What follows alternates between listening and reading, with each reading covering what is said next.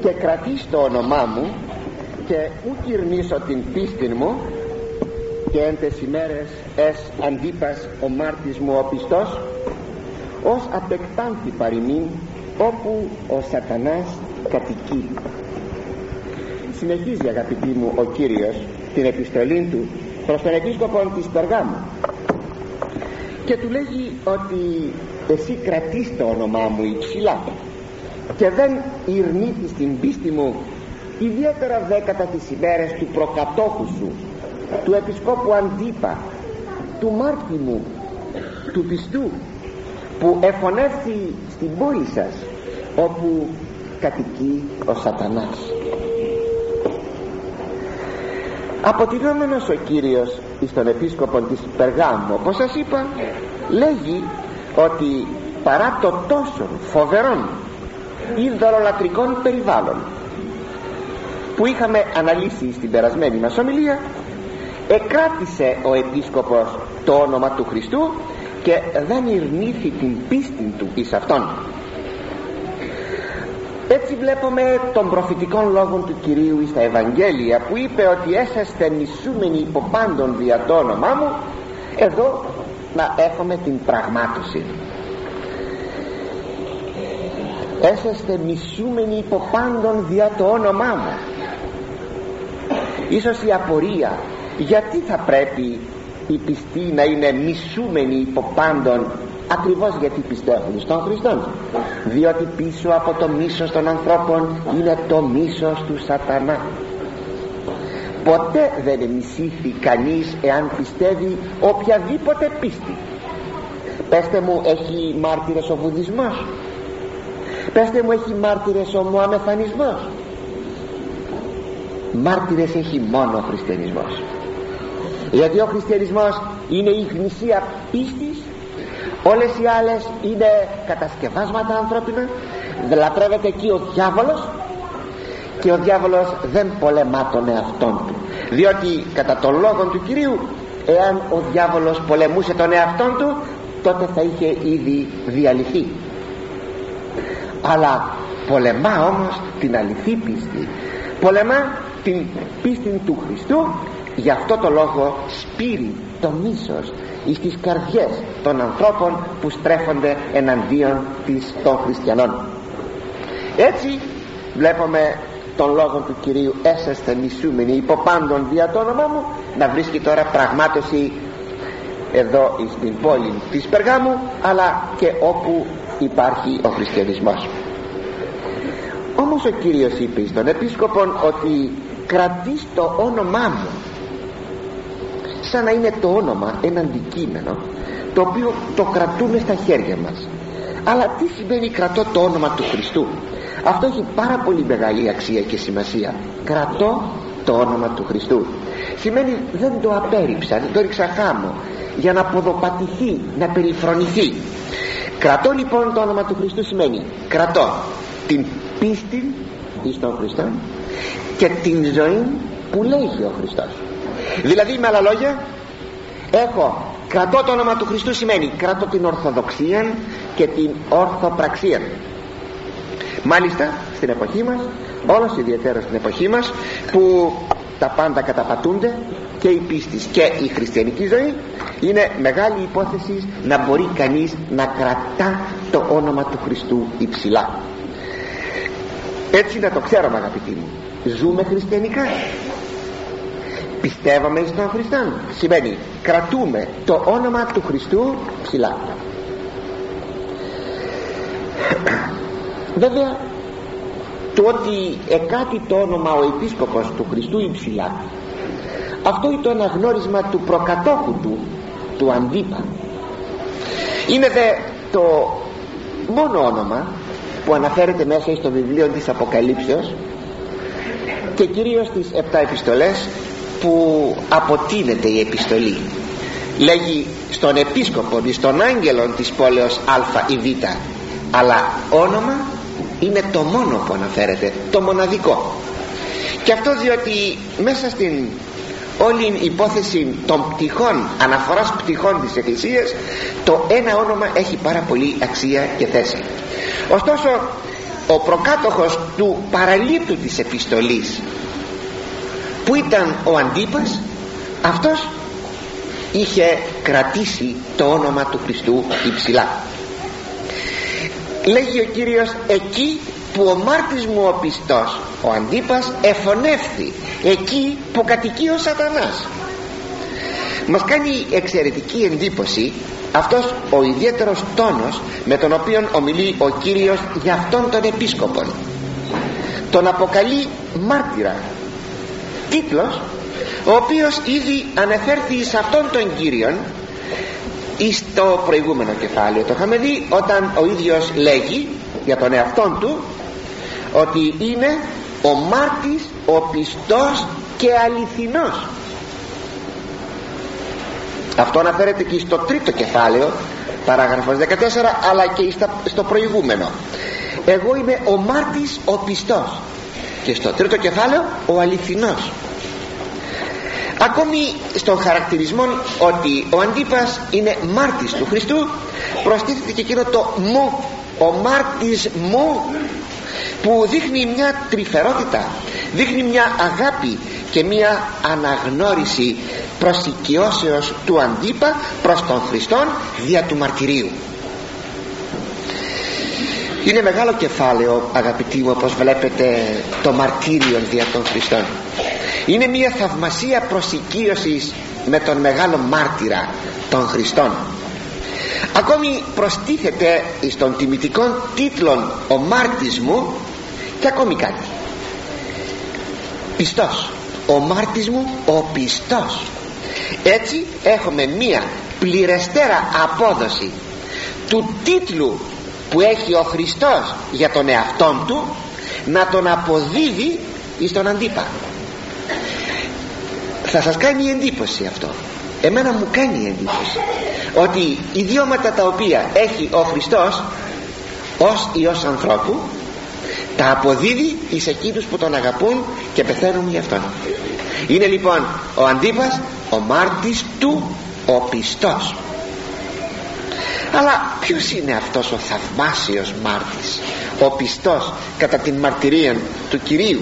Αυτός ο Αντίπας, ή το επίσκοπος της Περγάμου, ή το πρώτος επίσκοπος της Περγάμου, όπως σας είπα, που κατά την παράδοση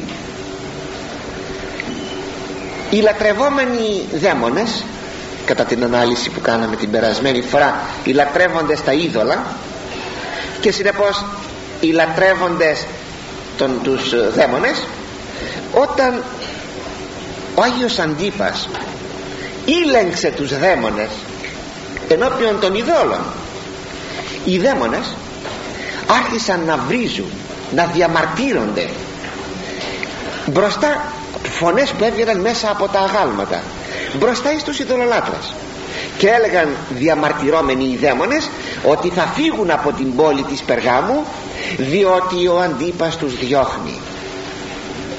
Όταν το άκουσαν αυτό οι ειδωλολάτρες, κάτι το οποίο έχει γίνει σε πολλούς Αγίους, αγαπητοί μου, και σας εξήγησα την περασμένη φορά πως οι δαίμονες που φωλιάζουν στα είδωλα είναι εκείνοι που λατρεύονται και που διαμαρτύρονται όταν μπροστά τους σταθεί ένας Άγιος του Θεού.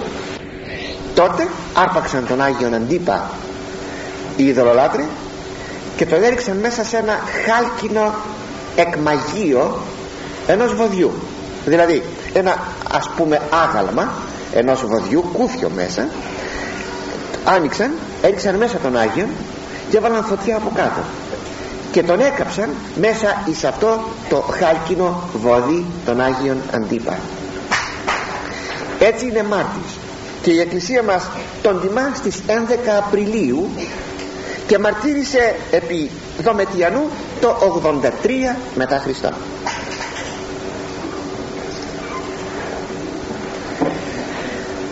Μετά από αυτό, το πολύ τιμητικό φυσικά για την πόλη της Περγάμου, ο Κύριος λέγει: αλλά έχω κατά σου ολίγα ότι έχεις εκεί κρατούντας την διδαχήν Βαλαάμ, ως δίδασκε τον Βαλάκ βαλή σκάνδαλον ενώπιον των ιών Ισραήλ, και φαγήν ειδωλόθητα και πορνεύσε, ούτως έχεις και εσύ κρατούντας την διδαχήν των Νικολαϊτών ομοίως. Παρά τα αυτά έχω μερικά εναντίον σου, ολίγα όμως, ότι εκεί έχεις μερικούς να αποδέχονται, να κρατούν την διδαχήν του Βαλαάμ, ο οποίος είχε διδάξει τον Βαλάκ να βάλει σκάνδαλο μπροστά στους Ισραηλίτες, να φάγουν ειδωλόθητα και να πορνεύσουν. Έτσι και εσύ έχεις τους Νικολαίτες που αυτοί διδάσκουν τα παρόμοια, ώστε υπάρχουν και παράπονα εις τον Ιησούν. Έχω ολίγα κατά σου, έχω μερικά εναντίον σου, αλλά είναι, σας είπα, ολίγα. Και πρόκειται περί επιδράσεων του ειδωλολατρικού περιβάλλοντος στη ζωή μερικών χριστιανών, που ο επίσκοπος δεν πρόσεξε επαρκώς. Σημειώσατε ότι τότε η Εκκλησία ή το κλειστή, ή το με όλη τη σημασία της λέξεως κλειστή, όπως είναι ένας καρπός που μεγαλώνει σε ένα δέντρο, και το μεγάλωμα του καρπού είναι εκ των έσω προς τα έξω. Πάρτε παρακαλώ να πάρω ένα μεγάλο καρπό για να γίνω έτσι εντυπωσιακός. Πάρτε ένα καρπούζι. Βλέπετε στην καρπουζιά ένα καρπουζάκι είναι μόλις μικρούτσικο, αυτό αρχίζει να μεγαλώνει. Πως μεγαλώνει? Δεν μεγαλώνει εκ των έσω προς τα έξω.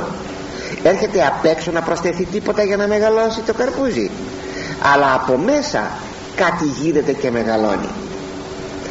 Τι είναι αυτό το κάτι που γίνεται? Βεβαίως παίρνει τροφή, παίρνει από έναν μίσκον, παίρνει νερό, παίρνει τροφές διαμέσου του νερού και τρέφεται και μεγαλώνει εκ των έσω προς τα έξω. Αυτό ήταν η αρχαία Εκκλησία, και αυτό οφείλει να είναι πάντοτε η Εκκλησία. Δηλαδή υπήρχε ένας μίσκος, υπήρχε μία πόρτα, η πόρτα των κατηχουμένων. Θα υποστείς κατήχηση, θα δοκιμαστείς ποιος είσαι, και μετά θα βαπτιστείς και θα γίνεις μέλος της Εκκλησίας του Χριστού. Η Εκκλησία λοιπόν του Χριστού ήταν κλειστή. Δεν μπορούσες να μπεις μέσα εάν προηγουμένως δεν είχε δοκιμαστεί η αξία σου, ποιος είσαι, η πίστη σου, η αρετή σου, η ζωή σου. Και οι πόρτες ήταν κλειστές, όχι με την έννοια πλέον του βαπτίσματος μόνον, αλλά και με την σημασία του όρου. Οι πόρτες ήταν κλειστές. Εκείνο το τας θύρας, αυτό ακριβώς διασώζει. Το ότι δηλαδή μέσα στην Εκκλησία οι φύλακες, οι θύρωροι έκλειναν την πόρτα για να μην μπει κανείς άπιστος, ούτε κατηχούμενος. Οι κατηχούμενοι πρώτης Θείας Λειτουργίας, πρώτου μυστηρίου της Θείας Ευχαριστίας μέσα στη Θεία Λειτουργία αναχωρούσαν. Γι' αυτό έκλειναν οι πόρτες, έβγαιναν όλοι έξω και έμεναν μόνοι οι πιστοί, οι οποίοι παρακολουθούν την λειτουργία για να κοινωνήσουν.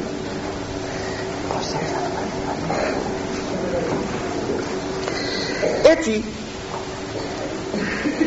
σήμερα φαίνεται όμως ότι είχαν δημιουργηθεί κάποιες επιδράσεις στα μέλη της Εκκλησίας, ώστε μερικοί είχαν δεχθεί αυτήν την από το ειδωλολατρικό περιβάλλον την διδασκαλία των ειδωλολατρών, των Νικολαϊτών, που είχαμε αναλύσει μια περασμένη φορά, και αντιλαμβάνεστε ότι μερικοί χριστιανοί παρουσίαζαν αυτό το φαινόμενο των επιδράσεων. Αυτό δεν άρεσε στον Κύριον. Ήθελε τα μέλη της Εκκλησίας να είναι όπως εκείνος θέλει. Γι' αυτό διαμαρτύρεται κατά του επισκόπου και του λέγει: έχω κατά σου ολίγα. Εάν με την εικόνα που σας περιέγραψα έπρεπε να δούμε την εποχή μας, τι θα λέγαμε? Η Εκκλησία σήμερα είναι κλειστή ή ανοιχτή? Είναι κλειστή, είναι ανοιχτή.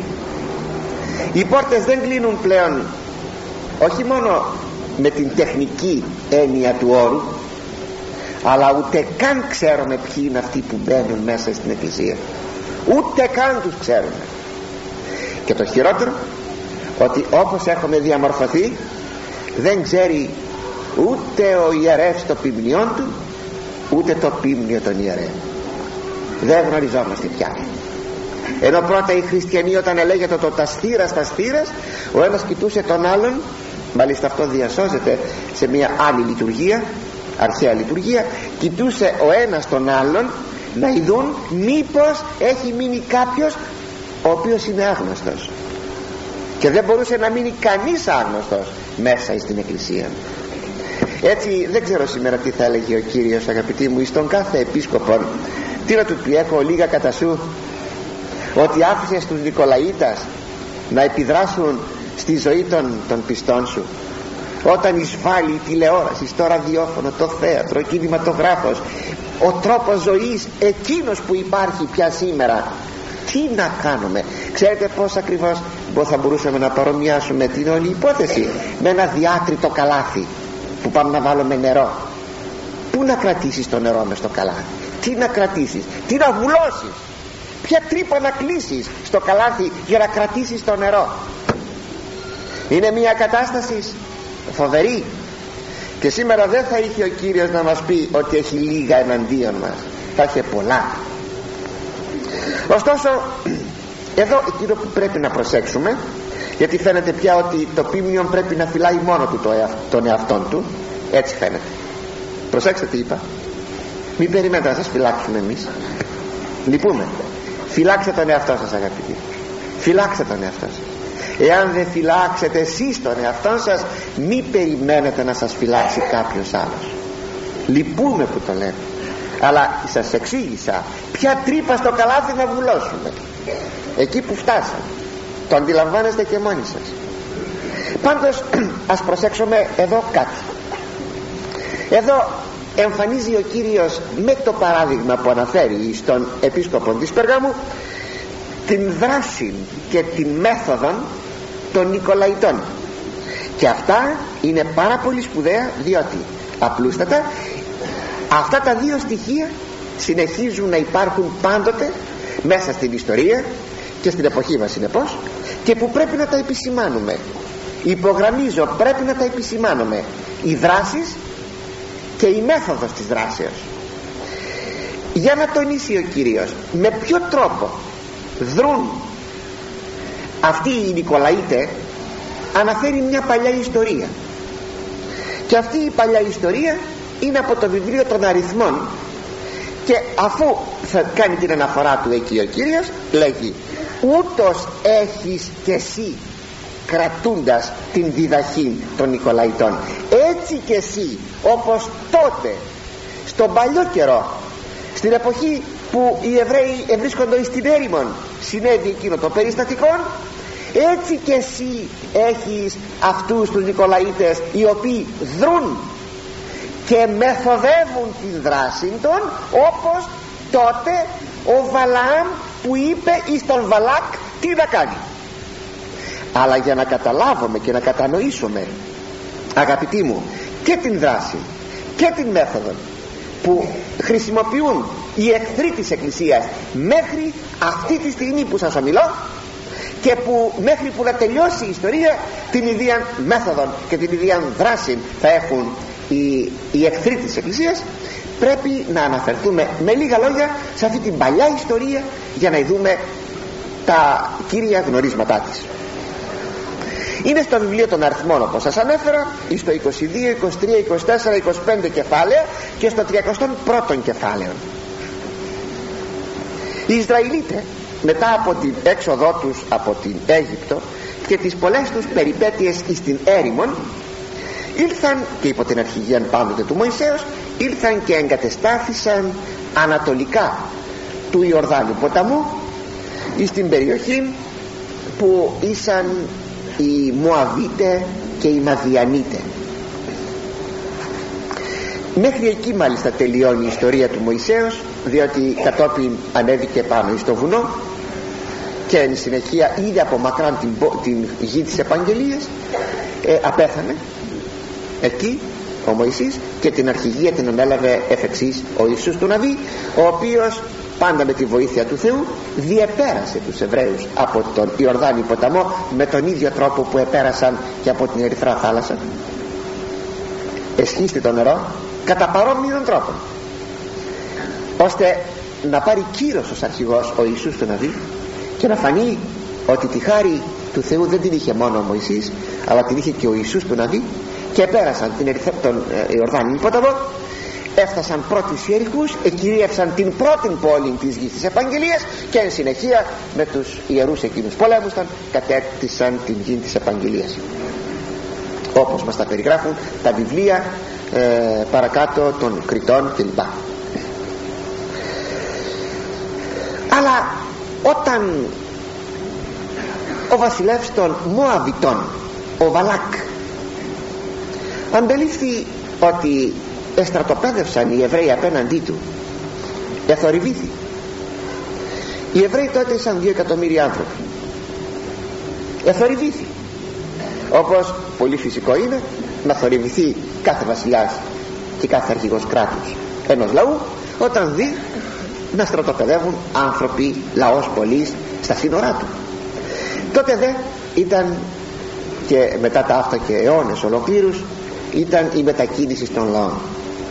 Σήμερα μετακινήσεις λαών δεν έχουμε τόσο, είναι κάτι, δεν έχουμε σήμερα μετακινήσεις λαών, αλλά μέχρι πρόπτυνος θα έλεγαμε αυτές οι μετακινήσεις των λαών ήταν ένα συνηθισμένο φαινόμενο. Έτσι και οι Εβραίοι μετακινούνται ο λαός ολόκληρος προς κατάκτηση της γης της επαγγελίας. Όπως σας εξήγησα όμως, ο Βαλάκ μέσα του αισθάνθηκε μεγάλη ανησυχία, δεν ξέρει τι να κάνει.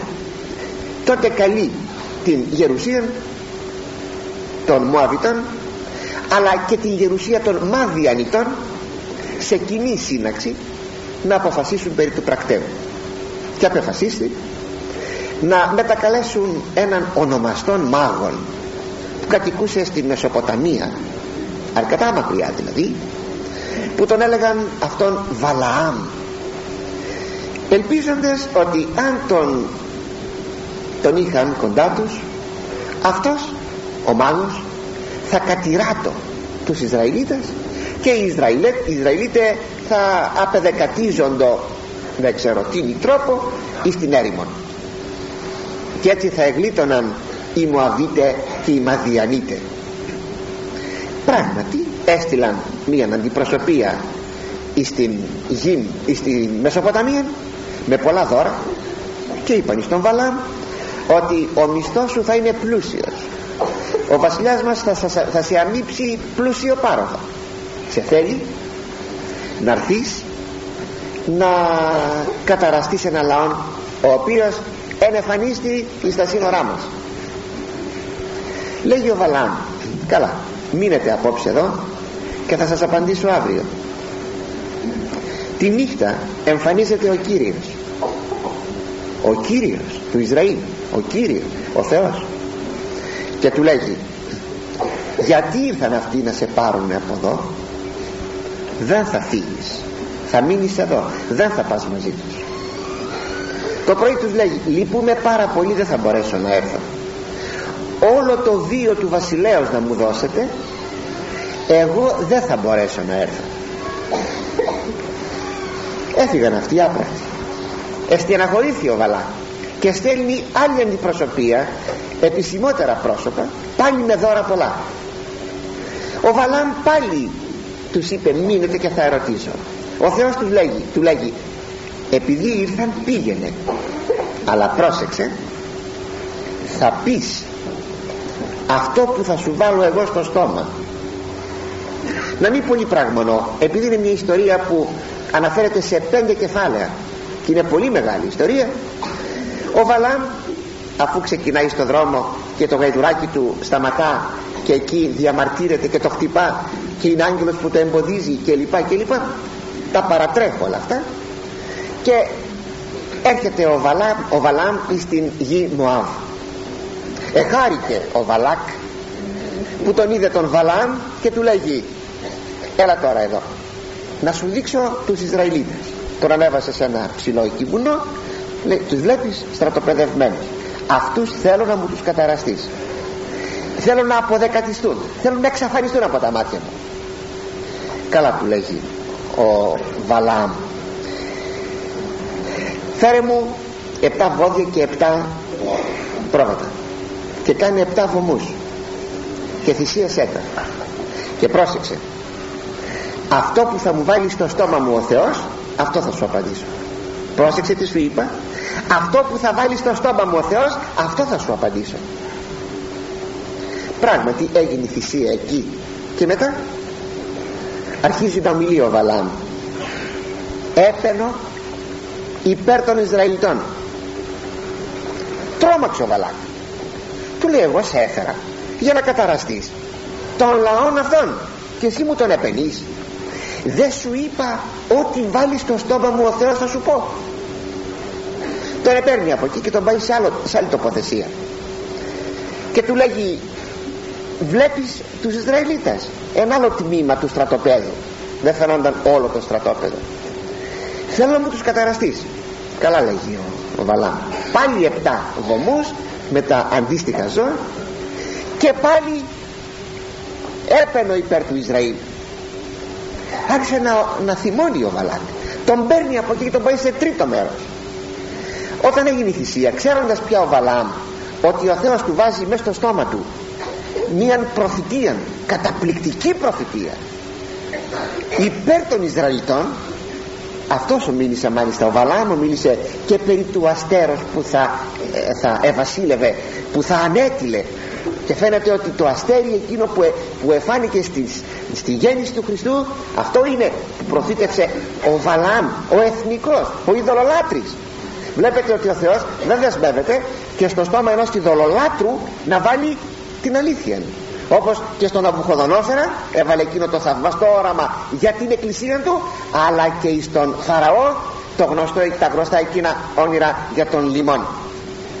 Έτσι, πριν ακόμη τελειώσει η θυσία, ξέροντας τι ο Θεός θέλει, αρχίζει ένα εγκόμιον υπέρ των Εβραίων άνευ προηγουμένου. Οργίστηκε φοβερά ο Βαλάκ και του λέγει, δεν θα σε πληρώσω τίποτε, να φύγεις και να μην σε βλέπω. Αλλά ο Βαλάμ ήτανε φιλάργυρος, αγαπούσε τα χρήματα και σκέφτηκε ότι δεν μπορούσε να ενεργήσει διαφορετικά, αφού ο Θεός του έβαζε στο στόμα του αυτών των λόγων. Και μάλιστα είχε εκείνη την περιπέτεια στο δρόμο που το γαϊδουράκι του δεν προχωρούσε, και όταν το χτυπούσε γύρισε το κεφάλι του το υποζύγιο και φώναξε, τι με χτυπάς? Με ανθρωπίνη φωνή. Τρόμαξε ο Βαλάμ και τότε γυρίζει και βλέπει έναν άγγελο μπροστά με ένα σπαθί. Εγώ, λέγει, εμποδίζω το ζώο σου, γιατί πήγαινε με τους άλλους μαζί που έπρεπε να μην πάει με τους άλλους μαζί, την αντιπροσωπεία, και εκεί τον σταματάει ο άγγελος. Ας είναι. Το θέμα είναι ότι δεν μπορούσε να πει κάτι διαφορετικό, αισθάνε το φόβον, αλλά ως ειδωλολάτρης που ήταν, είχε φτωχή αντίληψη περί του Θεού. Ίσως να νόμιζε ότι ο Θεός εκεί ακούει, αλλά εδώ δεν ακούει. Γι' αυτό ο Κύριος, άμα απεκάλυψε το όνομά του στον Μωυσή, και είπε, εγώ είμαι ο Κύριος, ο Κύριος των πάντων, που σημαίνει ότι δεν υπάρχει άλλος Θεός. Όπου και να είμαι, όπου και να βρίσκομαι, εγώ είμαι ο Κύριος. Δεν είμαι χθεσινός ή αυριανός, είμαι ο αιώνιος Θεός. Έτσι, από τη μία μεριά αυτή η ελλειπής του γνώσης για το Θεό, από την άλλη μεριά η φιλαργυρία του τον έκανε να κάνει το εξής.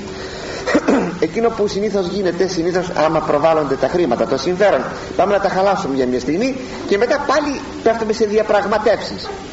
Και λέγει στον Βαλάκ, εγώ δεν μπορούσα να σου πω τίποτα διαφορετικό από εκείνο το οποίο μου έβαλε ο Θεός στο στόμα, αλλά πρόσεξε όμως τώρα κάτι να σου πω. Θα σου το πω στα αυτή τώρα αυτό. Θα σου πω μια συμβουλή, τι να κάνεις που να νικήσεις τους Εβραίους. Και ποια είναι αυτή η συμβουλή? Άκουσε μου. Θα προσπαθήσεις να παρασύρεις τους Εβραίους σε δύο πράγματα: να λατρεύσουν όχι το Θεό το δικό τους, αλλά το Θεό το δικό σου, και τότε ο Θεός τους θα οργιστεί. Και το δεύτερον, να πέσουν στην πορνεία, που ο Θεός τους δεν θέλει ο λαός του να πέφτει στην πορνεία. Δύο λοιπόν πράγματα σου συνιστώ. Φρόντισε να παρασυρθούν, θα το λέγαμε τώρα εμείς με δικά μας λόγια, στην ειδωλολατρία και στην πορνεία. Και τότε θα δεις, θα θυμώσει ο Θεός, θα πέσει κακό μέσα στο λαό, θα αποδεκατιστεί ο λαός και εσύ θα γλιτώσεις. Η ιστορία μας λέει στη συνέχεια ότι ο Βαλάμ, όταν έδωσε τη συμβουλή του, δεν έφυγε από τη γη Μοάβ, έμεινε εκεί και τιμωρήθηκε διασφαγής και αυτός, δεν κατάφερε τίποτα να κερδίσει. Ωστόσο ακούστε, η μέθοδος φοβερή είναι το καλόπιασμα.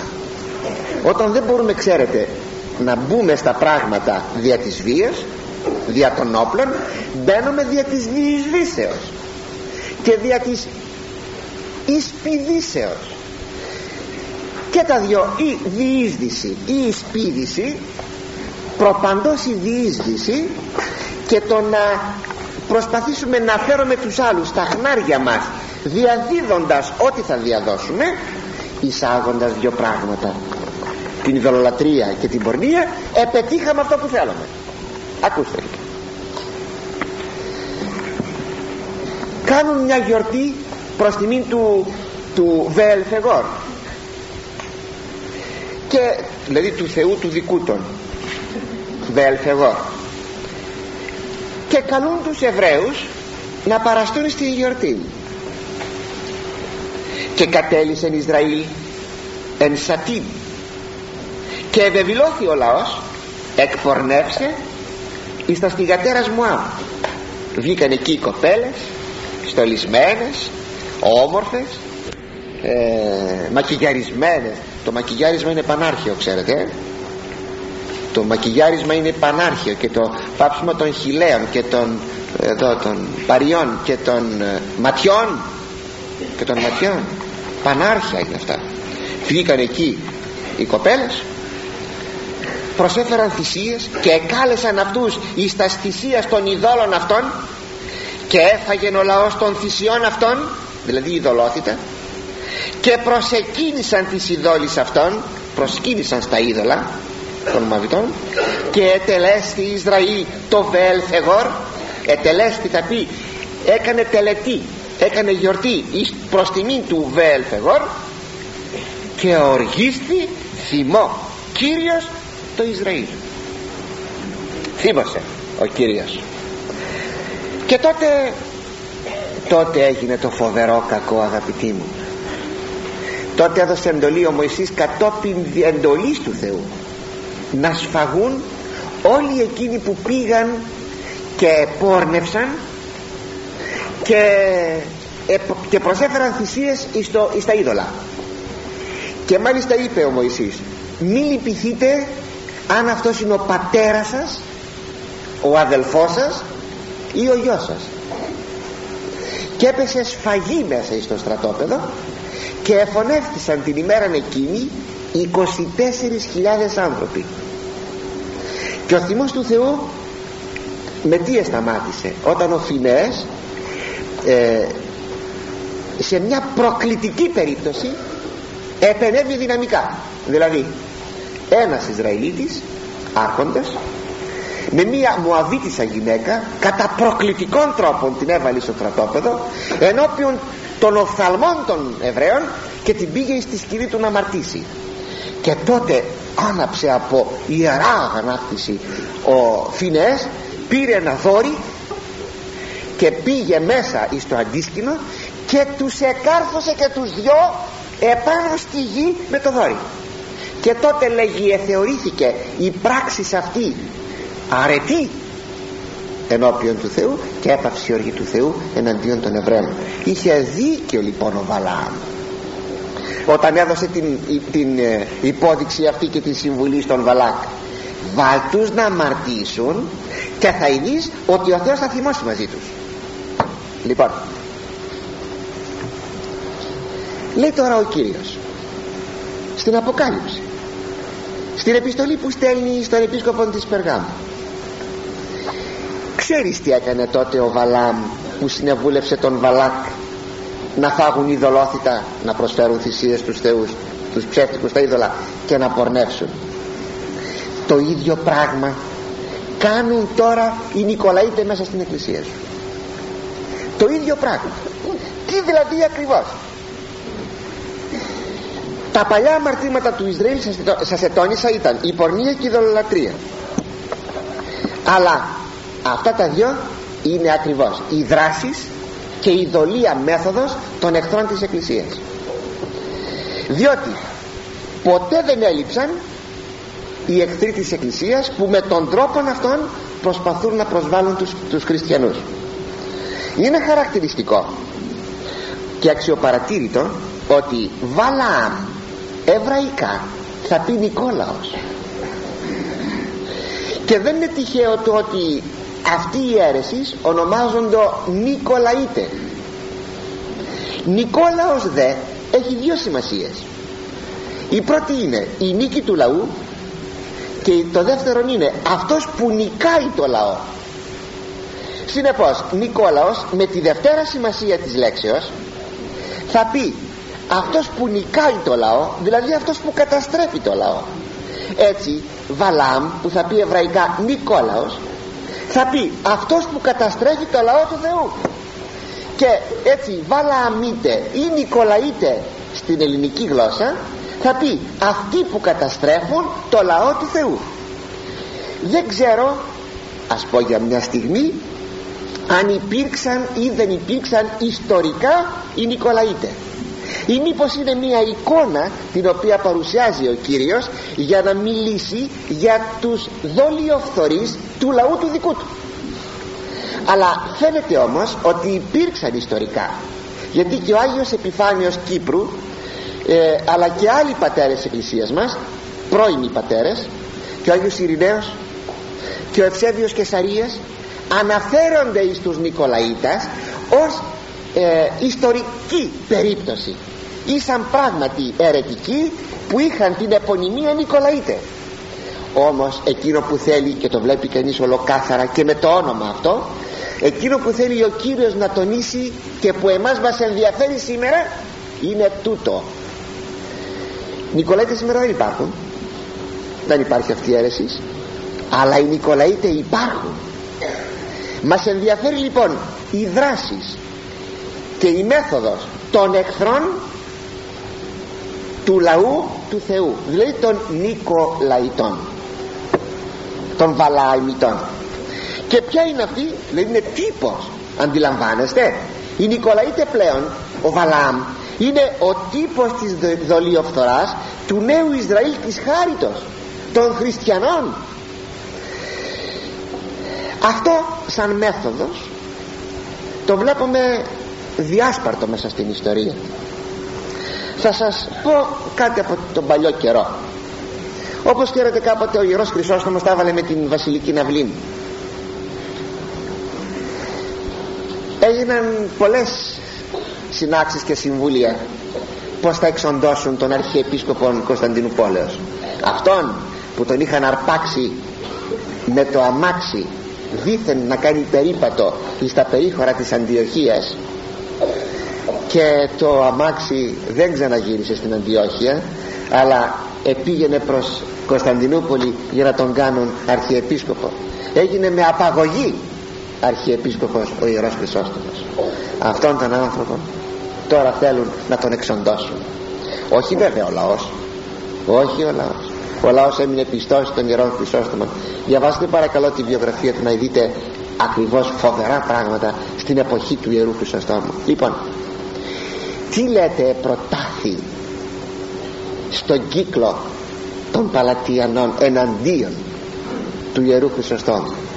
Πολλά επροτάθησαν, αλλά το πιο πονηρό απ' όλα: προσπαθήστε να κάνετε τον Ιωάννη να αμαρτήσει.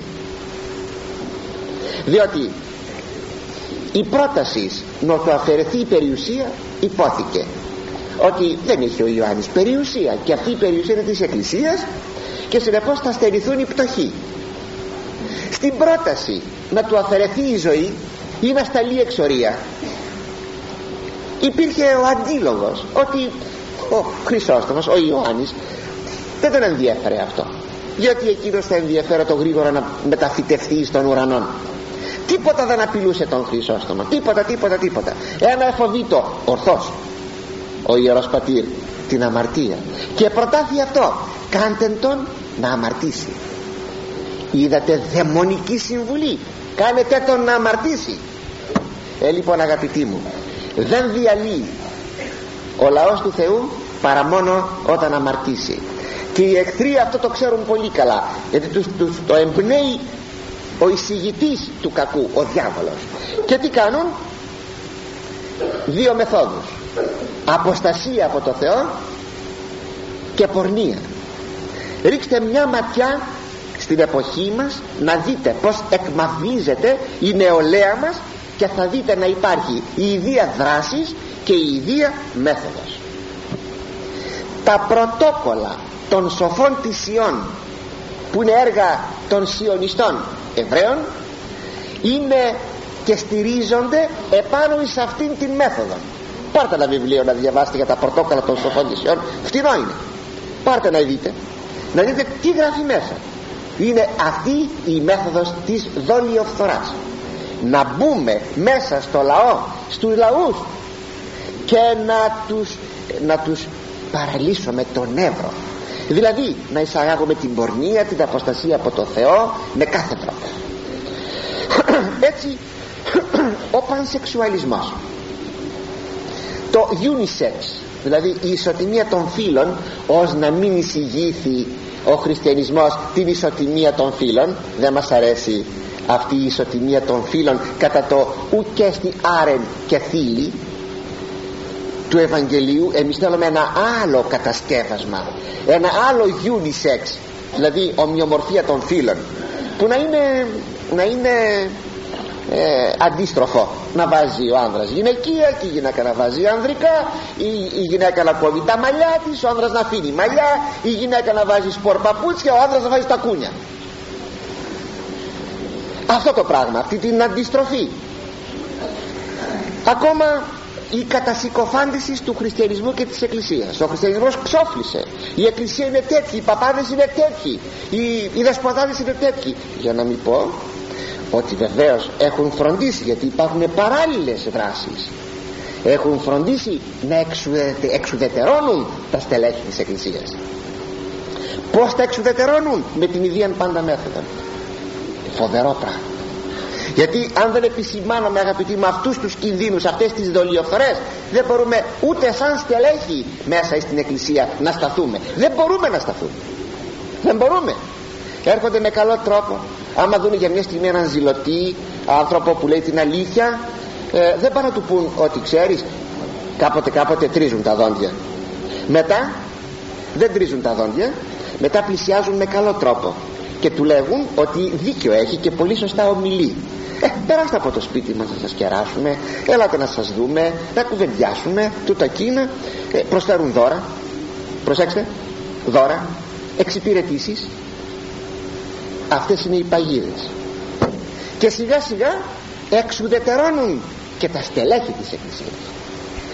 Και μην νομίσετε είναι κάτι πολλών δακρύων άξιων όταν πάρα πολλά στελέχη της εκκλησίας μας έχουν φθαρεί και στους δύο αυτούς τομείς της παλιάς διδαχής του Βαλαάμ στο Βαλάκ, και στο θέμα της αποστασίας και στο θέμα της αμαρτίας. Της αμαρτίας της ποικίλης εν ευρία, γιατί η σημασία δεν είναι μόνο η πορνεία καθεαυτήν, είναι ό,τι αναφέρεται στην απόλαυση των παρόντων αγαθών και στα χρήματα, ό,τι θέλετε. Αλλά το πρώτο, όταν δίδουν βιβλία, όταν εισάγουν θεωρίες και προσεγγίζουν τα στελέχη της εκκλησίας μας και δυστυχώς τα ακούν, θα έλεγα ότι αυτό είναι μια προδοσία της εκκλησίας. Όταν μπορεί να υπάρχουν στελέχη της εκκλησίας που μπορεί να είναι μασόνοι, που μπορεί να είναι πνευματιστές ή άθεοι. Θα μου πείτε, μπορεί ο παπάς ενορίας μας να είναι άθεος? Αγαπητοί μου, βγάλτε εσείς τα συμπεράσματα και παρατηρήστε. Γι' αυτό σας έλεγα προηγουμένως, εάν εσείς δεν φροντίσετε να σώσετε τον εαυτό σας, μην περιμένετε από εμάς. Όχι βεβαίως, προς Θεού, όχι βεβαίως ότι κάθε στέλεχος της εκκλησίας είναι και διαφθαρμένος άνθρωπος και πουλημένος και προδότης, να φυλάξει ο Θεός. Αλλά υπάρχουν όμως αρκετοί, ήδη γνωρίζομαι από τους 8.000 ιερείς 1.000 είναι κατά μίαν μαρτυρίων, χίλιοι δεν πιστεύουν στον Θεό. Δεν πιστεύουν στον Θεό. Δεν πιστεύουν ούτε σε αυτό το μυστήριο της Θείας Ευχαριστίας. Τίποτα δεν πιστεύουν. Τίποτα δεν πιστεύουν. Τίποτα. Λυπούμε που το λέω, αλλά το λέγω γιατί ο ίδιος ο Κύριος τα αποκαλύπτει αυτά. Ο ίδιος ο Κύριος τα αποκαλύπτει όταν λέγει τέτοιους έχεις μέσα στην εκκλησία. Πρόσεξε λοιπόν, θα στραφώ εναντίον σου εάν δεν μετανοήσεις. Και πρέπει να ειδοποιήσουμε και το πλήρωμα της εκκλησίας, διότι οι εχθροί της εκκλησίας πρώτα προσπαθούν να φάνε τις κεφαλές και μετά το λαό. Διότι όταν οι κεφαλές είναι εκείνες που είναι, ο λαός τι θα κάνει παρακάτω? Θα παραδοθεί. Μα γι' αυτό τα λέμε, να μην παραδοθεί. Προσέξτε, μην πανικοβληθείτε με αυτά που είπα. Δεν σημαίνει ότι κάθε κληρικός είναι άνθρωπος ο οποίος δεν κοιτάζει καλά τη δουλειά του, δεν αγαπάει το Θεό και δεν πιστεύει στο Θεό. Μην το πάρετε αυτό. Ούτε ακόμη να σας κάνουμε καχυπόπτους, αλλά απλούστατα. Αν κάποτε αντιληφθείτε ότι ο εφημέριος ενδεχομένως της ενορίας και ο παραπάνω και ο παραπάνω δεν ξέρω τι, αντιληφθείτε ότι δεν πιστεύουν, μην πείτε ότι μα αυτός αν δεν πιστεύει τότε γιατί να πιστέψω εγώ. Όχι, αν αυτός δεν πιστεύει, εσύ θα πιστεύεις, διότι ο Κύριος είναι αληθής. Εσύ θα πιστεύεις και θα αγαπάς τον Κύριο. Αλίμονό του όμως. Είναι τρομερές οι ημέρες που ζούμε. Είναι πραγματικά ημέρες έσχατες. Ο Κύριος μας ειδοποίησε γι' αυτό. Μας μίλησε για τους κακούς εργάτες. Μας μίλησε για τις αιρέσεις, ότι οι αιρέσεις θα πληθυνθούν. Μας μίλησε για τους μισθωτούς. Ο μισθωτός δεν είναι αυτός ο οποίος θα πάρει να φάει. Είναι ο μισθωτός που έχει την ψυχολογία του μισθωτού. Προσέξτε, ο κάθε ιερεύς θα πληρωθεί για να ζήσει την οικογένειά του. Δεν λέγεται μισθωτός με αυτή την έννοια. Μισθωτός με την έννοια της ψυχολογίας του μισθωτού. Δηλαδή με πληρώνεις, θα σου κάνω λειτουργία, θα ευχηθώ για σένα. Δεν με πληρώνεις, τίποτα, δεν με ενδιαφέρει. Δεν σε ενδιαφέρει. Όπως ξέρετε παλιά και οι αξιωματικοί δεν έλεγαν παίρνω μισθό, αλλά παίρνω αποζημίωση. Και ο δάσκαλος παλιά δεν έλεγε παίρνω μισθό, παίρνω αποζημίωση. Και ήταν λειτουργήματα αυτά. Δεν σημαίνει δηλαδή ότι δεν με πληρώνει η πολιτεία, εγώ δεν θα πάω να πολεμήσω. Θα πάω να πολεμήσω ή με πληρώνει η πολιτεία ή δεν με πληρώνει η πολιτεία. Είναι δύο διαφορετικά πράγματα. Γιατί δεν είμαι μισθωτός, δεν έχω την ψυχολογία του μισθωτού. Όπως λοιπόν αντιλαμβάνεστε αγαπητοί μου, τα πράγματα είναι πάρα πολύ άσχημα και σας ειδοποιώ να το ξέρετε. Γι' αυτό βλέπουμε όλα αυτά τα οποία θα μπορούσαμε να τα αποκαλέσουμε σκοτεινές δυνάμεις με κάθε τρόπο επιτίθενται αυτές οι σκοτεινές δυνάμεις εναντίον των αγρυπνούντων και εναντίον των φυλάκων της πίστεως. Τους περιυβρίζουν με χυδαία πολλές φορές κοσμητικά επίθετα. Γιατί στέκονται εμπόδιο σε αυτό το καταλυτικό τους έργο. Έτσι εξηγείται γιατί επιτίθενται αυτοί οι σύγχρονοι Νικολαΐτε σε κάθε ζωντανή χριστιανική αντίσταση. Ένα σας ειδοποιώ ξανά, ο εχθρός εντός των τυχών. Αντιλαμβάνεστε, επαναλαμβάνω πόσο δύσκολη είναι η καιρή μας και τι βάρος επομίζονται αυτοί που αγρυπνούν. Αγρυπνείτε όμως και εσείς. Θα επαναλάβω, το σύνθημα τους είναι η αποστασία από το Θεό, αθεία. Το βλέπετε διάχυτο στην εποχή μας, διάχυτο, αθεία. Και από την άλλη μεριά απολαύσεις σαρκικές με οποιοδήποτε τρόπο, ενευρία, ενία. Για αυτούς τους τότε και τους πάντα Νικολαΐτες γράφει ο Απόστολος Πέτρος, Δευτέρα Επιστολή 2:14-18. Οφθαλμούς έχοντες μεστούς Μιχαλίδος και ακαταπαύστους αμαρτίας, δελεάζοντες ψυχάς αστηρίκτους. Αχ, αυτές οι αστήρικτες ψυχές, καρδίαν γεγυμνασμένη πλεονεξίας έχοντες, κατάρας τέκνα. Κατάρας τέκνα. Δεν το λέγω εγώ, το λέγει ο Λόγος του Θεού. κατάρας τέκνα, καταλοιπώντες ευθείαν οδόν επλανήθησαν, εξακολουθήσαντες τη οδό του Βαλαάμ του Βοσόρ, ως μισθόν αδικίας ηγάπησεν, ούτε εσύ εις ο ζώφος, εις τους οποίους ο ζώφος του σκότους της κολάσεως εις αιώνα τετήρητε. Έτσι μιλάει, αγαπητοί μου, για τους Νικολαίτας όλων των εποχών και όλων των αιώνων ο Λόγος του Θεού. Αλλά ας προσέξουμε και κάτι ακόμα.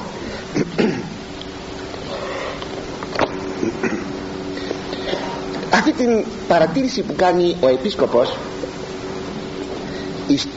ο Κύριος στον επίσκοπο της Περγάμου, όταν του λέγει ότι ο Βαλάμ εδίδαξε τον Βαλάκ βαλήν σκάνδαλον ενώπιον των ιών Ισραήλ.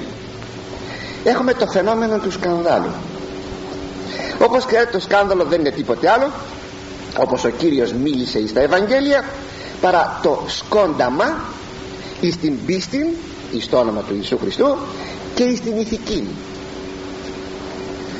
Για την πρώτη περίπτωση της πίστεως ο Κύριος είπε το εξής: ως δαν σκανδαλίσει ένα των μικρών τούτων των πιστευόντων εις εμέ, συμφέρει αυτό ή να κρεμαστεί μήλος ονικός εις τον τράχυλον αυτού και καταποντιστεί εν το πελάγι της θαλάσσης. Αν κάποιος σκανδαλίσει έναν από αυτούς τους μικρούς στην ηλικία και στην θα λέγαμε κοσμική προβολή, τους απλούς ανθρώπους, στο όνομά μου το σκανδαλίσει, δηλαδή πει ότι κάθισε και πιστεύει στο Χριστό, τι είναι ο Ιησούς? Τον συμφέρει, η τιμωρία του είναι μικρότερη να πάει να αυτοκτονήσει, να βάλει μια μιλόπετρα στο λαιμό του και να πάει να πέσει μέσα στη θάλασσα να φουντάρει. Η αμαρτία του ως αυτόχειρος είναι μικροτέρα, παρότι αν πει στον άλλον να μην πιστεύει στο όνομά μου. Σήμερα αυτός ο σκανδαλισμός είναι ευρύτατος. Υπάρχουν διδάσκαλοι, ευτυχώς όχι όλοι. Υπάρχουν διδάσκαλοι και καθηγητές, ευτυχώς όχι όλοι, που λέγουν κάτσε και πιστεύει στο Χριστό. Υπάρχουν και γονείς που το λέγουν στα παιδιά τους αυτό, και ολόκληρη κοινωνία το λέγει αυτό, με τα έντυπά της, με κάθε τρόπο, και με τα μέσα ενημερώσεως με κάθε τρόπο, και καλυμμένον και απροκάλυπτον. Κάθεστε και πιστεύετε εις τον Ιησού Χριστό. Ναι, για αυτούς τι αρμόζει? Το είπε ο Κύριος. Όσο για τη δευτέρα περίπτωση, ο ίδιος ο Κύριος είπε στη συνέχεια: ουέ το κόσμο από των σκανδάλων, αλίμονος τον κόσμο από τα σκάνδαλα. Ποια σκάνδαλα? Ηθικής φύσεως τώρα. Όταν εσύ βγαίνεις μισόγυμνος άνθρωπος και σκανδαλίζεις τους άλλους, τις αστήρικτες, όπως μας είπε ο Απόστολος Πέτρος, γιατί μιλάει εδώ σε θέματα ειδικά ηθικής με τη στενή σημασία της λέξεως. Βγαίνει η κυρία μισόγυμνη έξω και προκαλεί τους άλλους και πέφτουν στην αμαρτία. Λέγει αλίμονο εις τον κόσμο από τα σκάνδαλα. Πάντως είναι αξιοπαρατήρητο, θα επαναλάβω, ότι ο Βαλάκ χρησιμοποίησε κατά τη συμβουλή του Βαλάμ και τα δύο είδη, και το θέμα της πίστεως και το θέμα της ηθικής. Δηλαδή αυτά τα δυο, τα οποία σήμερα, όπως σας ανέφερα, αυθονούν στην εποχή μας. Έτσι θα παρακαλέσω πάρα πολύ θα παρακαλέσω, ας αναλογιστούμε, αγαπητοί μου, τις ευθύνες μας που έχουμε απέναντι των άλλων ανθρώπων και απέναντι προπαντός των παιδιών και των νέων, και οι γονείς και οι εκπαιδευτικοί και εμείς οι κληρικοί και η πολιτεία και η εν γέννη κοινωνία. Ας σταθούμε μπροστά στα παιδιά μας με σεβασμό. Είναι η γενεά που έρχεται. Αν αυτή η γενεά τραφεί με την απιστία και με τα σαρκικά αμαρτήματα, αυτή θα στραφεί μετά εναντίον μας. Θα στραφεί γιατί την ποτίσαμε βρώμικο νερό από συντετριμμένα πηγάδια, τα συντετριμμένα αυτά πηγάδια της αποστασίας και της ανηθικότητας. Εμάς τους ιδίους δεν θα σεβαστούν. και τους γονείς δεν θα σεβαστούν, και τους καθηγητάς δεν θα σεβαστούν, και τους ιερείς δεν θα σεβαστούν. Και αυτό γίνεται, ήδη γίνεται, και στρέφεται η νεολαία εναντίον μας. Αγαπούν να ονομάζουν τα νιάτα, τουλάχιστον ήταν ένας χαρακτηρισμός λίγων ετών πιο πίσω, τα οργισμένα νιάτα. Ποια οργισμένα νιάτα? Εμείς τα οργήσαμε τα νιάτα. Ποια οργισμένα? Ξαφνικά για μια στιγμή βρέθηκαν οργισμένα? Εμείς τα οργήσαμε τα νιάτα, με τη ζωή μας, με τον τρόπο μας, με τη διδασκαλία μας. Και θα δρέψουμε τους καρπούς. Αν σήμερα στον κόσμο υπάρχει πολλή αμαρτία, υπάρχει η αναρχία, όχι με τη στενή σημασία της λέξεως, εκείνος θα πάει να ανατινάξει με μία βόμβα ένα κτίριο, με την ευρεία έννοια της λέξεως αναρχία. Όταν το παιδί λέει στον πατέρα του και στη μάνα του δεν σε γνωρίζω, όταν λέει στον καθηγητή και ποιος είσαι εσύ, και στον κληρικό ασχημονεί μπροστά του ή ό,τι άλλα κάνει, όλα αυτά εν ευρεία εννοία είναι μία αναρχία.